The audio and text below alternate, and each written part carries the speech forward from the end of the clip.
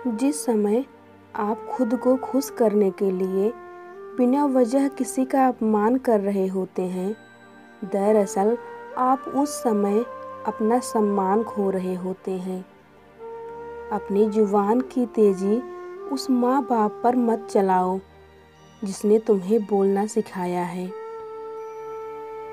एक बूढ़े माँ बाप अपने बहू बेटे के साथ शहर में रहने के लिए गए। बूढ़े माँ बाप की उम्र काफ़ी ढल चुकी थी और वो काफ़ी वृद्ध भी हो चुके थे।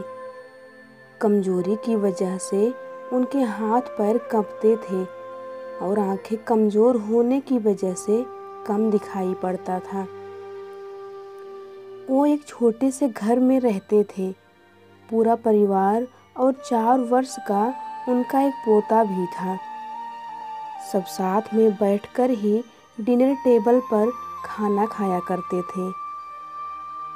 वृद्ध होने के कारण उन बूढ़े माँ बाप को खाने में दिक्कत होती थी। कभी मटर के दाने उनके चम्मच से निकलकर फर्श पर बिखर जाते थे, तो कभी हाथ से दूध छलककर मेज पोश पर गिर जाता था। उन वृद्ध माँ बाप के इन कामों से उनके बेटे और बहू को चिढ़ होने लगी। बहू ने कहा, हमें इनका कुछ करना पड़ेगा।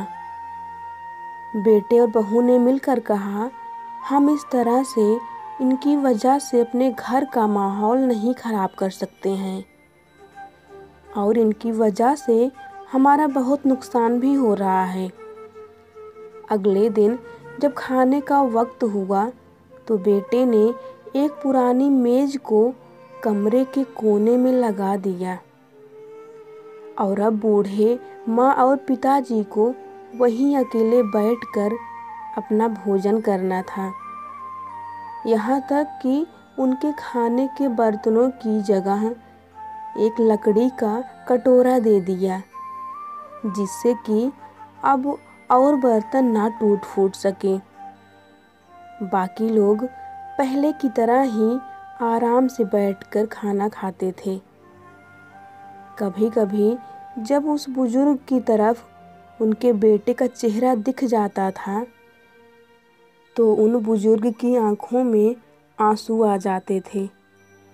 ये सब देखकर भी उन बहू और बेटे का मन नहीं पिघलता था।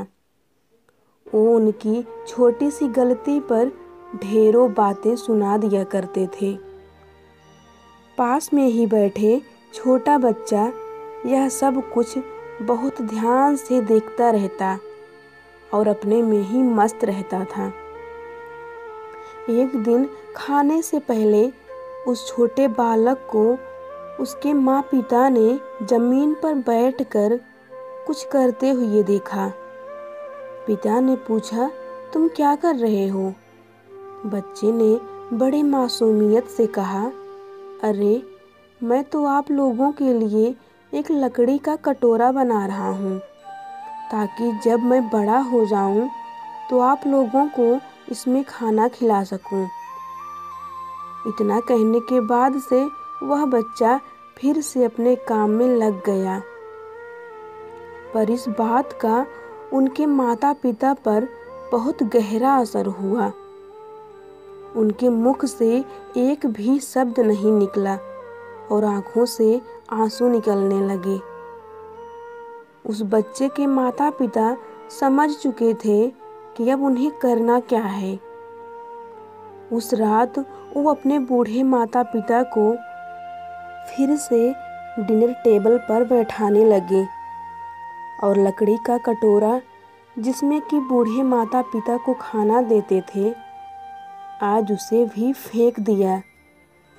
और फिर कभी भी उन दोनों ने बूढ़े माँ बाप के साथ गलत व्यवहार नहीं किया।